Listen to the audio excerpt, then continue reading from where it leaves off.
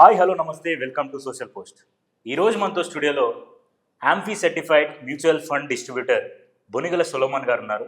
అసలు ఎలాంటి ఇన్వెస్ట్మెంట్స్ మనకు బెటర్, ఎలాంటి ఇన్వెస్ట్మెంట్ చేయకపోతే మనకు బెటర్, సో ఇలాంటి అన్ని విషయాలు మనం సొలొమన్ గారితో మాట్లాడి తెలుసుకుందాం. నమస్కారం సార్. నమస్తే అండి. సార్, ఇప్పుడు దీర్ఘకాలికంగా మరియు వెళ్తుండడం కోసం ఈక్విటీ మ్యూచువల్ ఫండ్స్లో ఇన్వెస్ట్ చేసుకునే పద్ధతులు చెప్పారు, బాగానే ఉంది. బట్ ఇప్పుడు అందరూ ఎర్లీగా స్టార్ట్ చేయలేరు, కొంతమంది మిడ్ ఏజ్లో కూడా స్టార్ట్ చేయలేరు, కొంతమందికి లేట్గా ఇన్ఫర్మేషన్ వచ్చి అప్పుడు స్టార్ట్ చేస్తారు. అసలు ఏ ఏజ్లో ఇన్వెస్ట్మెంట్ చేస్తే ఎంత పర్సెంటేజ్ వస్తుంది? అట్లా 25 అవ్వచ్చు, 30 అవ్వచ్చు, 60 అవ్వచ్చు. సో అది కూడా కొంచెం బ్రీఫ్గా చెప్తే బాగుంటుంది సార్. మంచిదండి నెవిల్ గారు. ఇప్పుడు చూడండి, అసెట్ క్లాస్లో డిఫరెంట్ ఉన్నాయి sir. Real estate, equity mutual funds, stocks, bonds, FDs, gold different. నేనేం చెప్తున్నాను, రియల్ ఎస్టేటు మంచి ఇన్వెస్ట్మెంటే, నేను కాదనట్లేదు. పెద్ద మొత్తంలో డబ్బు కావాలి. సమస్య ఏమిటంటే లిక్విడిటీ సమస్య. అమ్మాలనుకున్నప్పుడు వెంటనే లిక్విడిటీ కాదు, ఒక 6 months పడుతుంది. రియల్ ఎస్టేట్ గుడ్ ఇన్వెస్ట్మెంట్, మన ఎకానమీకి బూస్ట్. చిన్నవాళ్ళు పేదవాళ్ళకి రియల్ ఎస్టేట్ కొనడానికి డబ్బు తక్కువ ఉంటుంది కాబట్టి మనం ఈక్విటీ మ్యూచువల్ ఫండ్స్ని అందుకు ప్రమోట్ చేస్తున్నాం. అంటే నెలకి 20-30 వేలు వచ్చే వ్యక్తి కూడా ధనవంతుడు కావాలంటే ఈక్విటీ మ్యూచువల్ ఫండ్స్ అనేది ఒక సాధనం. కాబట్టి మనం ఈక్విటీ మ్యూచువల్ ఫండ్స్ని ప్రమోట్ చేస్తున్నాం. ఇంతకుముందు పెద్దగా అవగాహన లేదు, ఇప్పుడు అందరికీ అర్థమవుతుంది ఈక్విటీ మ్యూచువల్ ఫండ్స్ మంచిది. ఓకే, సహీ. సో చిన్న మొత్తంతో కూడా ఒకటే మంత్రం ఏమిటంటే దీర్ఘకాలం ఉండాలి. షార్ట్ పీరియడ్లో డబ్బు రాదు. మీకు ఎక్కడైనా షార్ట్ పీరియడ్లో డబ్బు వస్తుంది కోట్లు అంటే అది నమ్మొద్దు. నేను 100% చెప్తున్నాను. క్రిప్టో అయినా, గుర్ర పందాలైనా, రమ్మీ అయినా, స్పెక్యులేషన్స్, అక్కడ మీకు డబ్బులు పోయే అవకాశం చాలా ఎక్కువ ఉంటుంది. గ్యాంబ్లింగ్. ఇన్వెస్ట్మెంట్ అంటే అర్థమే అసలు. ఇన్వెస్ట్మెంట్ అంటే ముందు చూపుతో కొంత రిటర్న్ వస్తుందని మనము ప్రిడిక్ట్ చేసి ఇన్వెస్ట్ చేసి వెయిట్ చేయడాన్ని ఇన్వెస్ట్మెంట్ అంటారు. ఇప్పుడు ల్యాండ్ అయినా మనం ఏంటంటే ఇక్కడ పెరుగుతుందని ఊహించి ఇన్వెస్ట్ చేస్తే అక్కడ అవకాశాలను బట్టి పెరుగుతుంది. అయితే మనం ఇన్వెస్ట్మెంట్ ఎక్కడ చేయమంటున్నామంటే ఆర్డినరీ పర్సన్స్ కానీ, పేదవారిని, మధ్యతరగతిని, అప్రమాణాన్ని ఈఎంఐలు అనే అప్పుల ఊపులు ఇరుక్కోవద్దు. మీ జేబులో నుంచి డబ్బు మొత్తం వచ్చినట్టు వెళ్ళిపోవద్దు. ఫస్ట్ ఇన్వెస్ట్ చేసి ఒక అసెట్ బిల్డ్ చేసుకున్నాక అప్పుడు ఈఎంఐలు పెట్టుకోండి, ఇబ్బంది లేదు. మీకు ఒక భరోసా ఉంటుంది. సో ఈక్విటీ మ్యూచువల్ ఫండ్స్లో ఏమిటంటే మనకి ఏ వ్యక్తి అయినా ఎంత సంపాదిస్తున్నారో ముఖ్యం కాదు, ఎంతన్నా సంపాదించనండి నెవిల్ గారు. ఇన్వెస్ట్ చేయకపోతే అతను వెల్తీ కాదు, ధనవంతుడు కాదు. తక్కువ సంపాదిస్తున్నాడు, ఇన్వెస్ట్ చేస్తున్నాడు అనుకోండి, అతను ధనవంతుడు. నేను ఒక ఎగ్జాంపుల్ చెప్తా చూడండి నెవిల్ గారు. ఒక వ్యక్తి 1,00,000 సంపాదిస్తున్నాడు, సేవింగ్స్ 0, అంటే ఇన్వెస్ట్మెంట్ 0, అతను వెల్త్ 0, 1,00,000 ఖర్చు చేస్తున్నాడు. ఒక వ్యక్తి నెలకి 50,000 సంపాదిస్తున్నాడు, కానీ ఇన్వెస్ట్మెంట్ 15,000 చేస్తున్నాడు, అంటే ఒక 30% చేస్తున్నాడు. 5 సంవత్సరాల తర్వాత అతని చేతిలో 12%, హేతుబద్ధంగా మనం 12% ఎగ్జంప్షన్ ఇస్తే, గ్యారంటీడ్ కాదు, ఇస్తే 8,20,000 ఉంటుంది చేతులు. అంటే ఎవరు ఇక్కడ ఎవరు వెళ్తీ? నెలకు 1,00,000 సంపాదించే వ్యక్తి వెళ్తీనా, నెలకి 50,000 సంపాదించే వ్యక్తి వెళ్తీనా? ఎవరైతే ఇన్వెస్ట్ చేసుకుంటున్నారో వాళ్ళకి భరోసా ఉంటుంది. సో మనం ఏమంటున్నాం, ఈక్విటీ మ్యూచువల్ ఫండ్లో కొంచెం కూడా ఇన్వెస్ట్ చేయొచ్చు.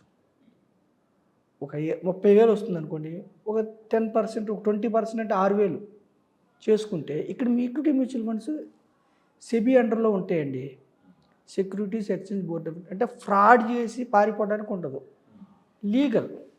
అయితే ఇప్పుడు డిఫరెంట్ పీపుల్ డిఫరెంట్గా ఇన్వెస్ట్ చేసుకోవచ్చు. ఇప్పుడు లేట్గా ఇన్వెస్ట్ చేస్తే ఏంటి, ఎర్లీగా ఇన్వెస్ట్ చేస్తే ఏమిటి, డిఫరెన్స్ తెలియటం కోసం నేను మీకు చెప్తున్నాను. సపోజు ఒక వ్యక్తి ఇప్పుడు 60 ఏళ్ళకి రిటైర్మెంట్ కదా, సపోజ్ రిటైర్మెంట్ అనేది ఇప్పుడు గవర్నమెంట్ ఎంప్లాయీస్కి పెన్షన్ వస్తుంది. ఇప్పుడు గవర్నమెంట్లో కూడా కొంతమందికి పెన్షన్ లేదు, ప్రైవేట్ వాళ్ళకి అసలు లేదు. మనం 60 ఏళ్ళ తర్వాత ఒక 80 వరకు లైఫ్ స్పాన్ ఉందనుకుంటే పిల్లల మీద డిపెండ్ అవ్వకుండా మనం జాబ్ చేసినా చేయకపోయినా ఆర్థికంగా రిచ్గా ఉండాలంటే రిటైర్మెంట్ ప్లాన్ చేసుకోవాలి.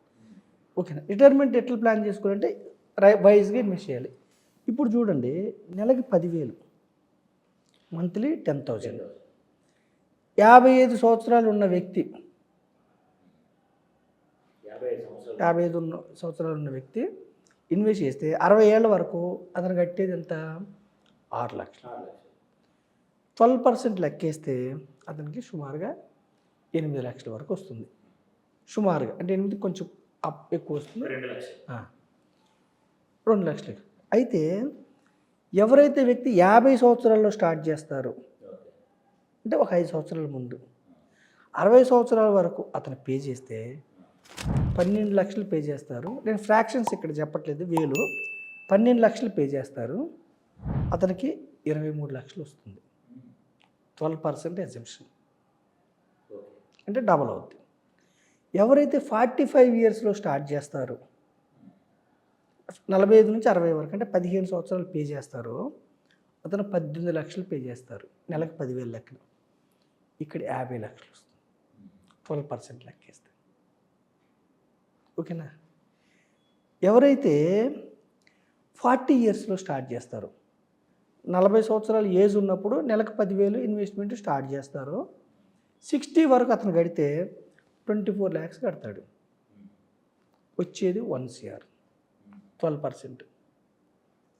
40 ఏళ్ళప్పుడు అంటే లేట్గా రియలైజ్ అయ్యాడు, అయినా 10,000 కడదాం రిటైర్మెంట్ కోసం, 1 crore వస్తుంది, 12%. ఇప్పుడు చూడండి, 35 ఇయర్స్లో స్టార్ట్ చేస్తే అప్పుడు అతనికి 25 ఇయర్స్ కట్టే స్పాన్ ఉంటుంది. అప్పుడు అతను కట్టేది 30 లక్షలు, కానీ 1,90,00,000, 90 లక్షలు జంప్ అయింది 5 ఏళ్ళలో. కోటి. ఎట్ ది ఏజ్ ఆఫ్ 30, ఎవరైతే 30 ఇయర్స్లో స్టార్ట్ చేస్తారో 60 వరకు పే చేస్తే 36 లక్షలు, ఇంకొక 6 లక్షలు ఎక్స్ట్రా కడతారు, కానీ 3,53,00,000 వస్తుంది. Power of compounding. 25 అంటే మీ ఏజ్లో స్టార్ట్ చేశారు, నెలకు 10,000 అంటే మీరు 25 ఇయర్స్లో స్టార్ట్ చేశారు. 60 ఏళ్ళు అంటే ఎంత స్పాన్ ఉంది మీకు? 35 ఇయర్స్ స్పాన్. ఎంత కడతారంటే మీరు 42 లక్షలు కడతారు. మీకు ఎంత వస్తుందంటే 6.5 కోట్లు వస్తుంది 12%. ఇక్కడ నేను ఏం చెప్తున్నానంటే, ఎంత తొందరగా స్టార్ట్ చేస్తే పవర్ ఆఫ్ కాంపౌండింగ్ అవ్వడానికి అంత అవకాశం ఉంది. పవర్ ఆఫ్ కాంపౌండింగ్ అంటే ఏంటి? తెలుగులో రిటర్న్ మీద రిటర్న్, రిటర్న్ మీద రిటర్న్, వడ్డీ మీద వడ్డీ, చక్రవడ్డీ. 25 ఇయర్స్లో మీరు నెలకు 10,000 లెక్క స్టార్ట్ చేస్తే 60 వచ్చే వరకు 6.5 కోట్ల వెల్త్ జమ అయింది. ఇప్పుడు మీరు ఒక మాట అనొచ్చు నాతో, 35 ఇయర్స్ నా జాబ్ ఉండొచ్చు, ఉండకపోవచ్చు, నేను కట్టొచ్చు. ఇక్కడ మీకు పెద్ద అడ్వాంటేజ్ ఏంటంటే, ఈక్విటీ మ్యూచువల్ ఫండ్లో మీ జాబు పోయింది, ఎనీ టైం స్టాప్ చేసుకోవచ్చు, రిస్ట్రిక్షన్ లేదు. 60,000 దాకా కట్టుకోవాల్సిన అవసరం లేదు. ఎనీ టైమ్స్ మీకు ఫ్లరిష్ అయ్యారు, జాబ్ మంచి ఉద్యోగం వచ్చింది, ఇంకా పెంచుకోవచ్చు. 10,000తోనే కాదు, 15 కట్టవచ్చు, 20 కూడా కట్టవచ్చు. 3 లేదు, ఒక 10 ఏళ్ళ తర్వాత సపోజ్ మీరు కట్టిన అమౌంట్ ఒక 10 లక్షలు అయింది అనుకోండి, ఇంకెంతో అయ్యింది, 10 ఏళ్ళ తర్వాత 20 లక్షలు అయింది అనుకోండి.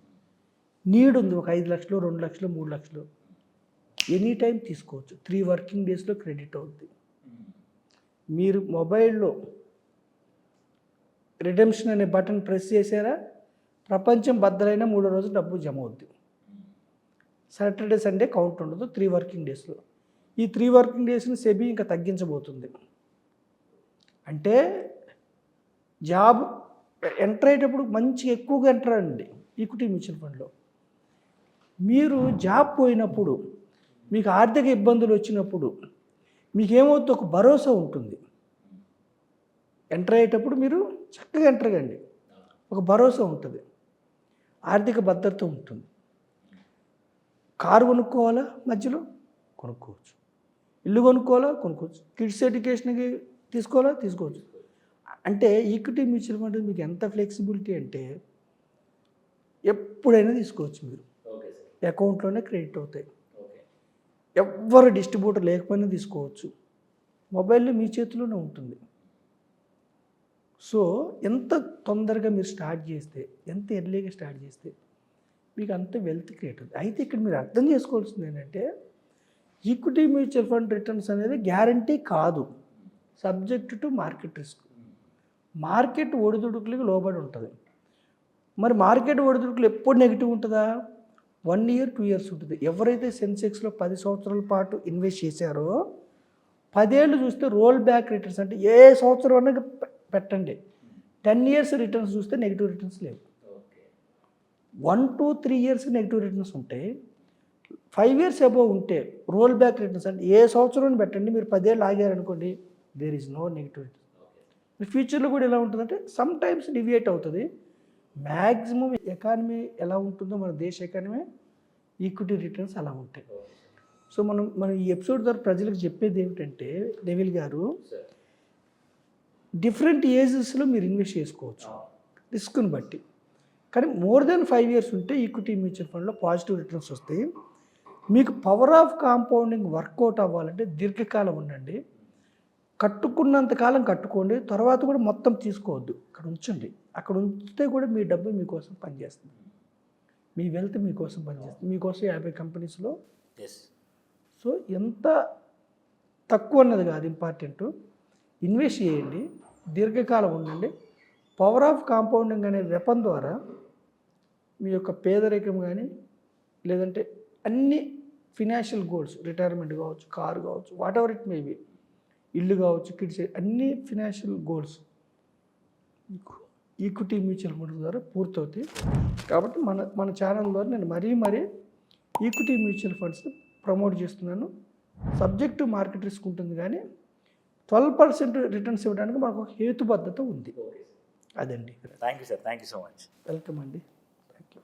సో చూసారు కదా వ్యూయర్స్, సో మీ ఫ్యామిలీలో అవ్వచ్చు, మీ ఫ్రెండ్స్లో అవ్వచ్చు, మీ నేబర్స్లో అవ్వచ్చు, మీరు ఒకవేళ ఈ వీడియో చూస్తున్నట్టయితే మ్యూచువల్ ఫండ్స్లో ఇన్వెస్ట్ చేయాలనుకునే వారికి, లేకపోతే ఇంట్రెస్ట్ ఉండి ఎక్కడైనా మాట్లాడుకునే వారికి ఈ వీడియోని ఖచ్చితంగా షేర్ చేయండి, వాళ్ళకి ఖచ్చితంగా ఉపయోగపడుతుంది. సో వీడియో నచ్చితే లైక్ చేయండి, షేర్ చేయండి, అండ్ ఇలాంటి మరిన్ని వీడియోస్ కోసం మా సోషల్ పోస్ట్ ఛానల్ని సబ్స్క్రైబ్ చేసుకోండి. Thank you.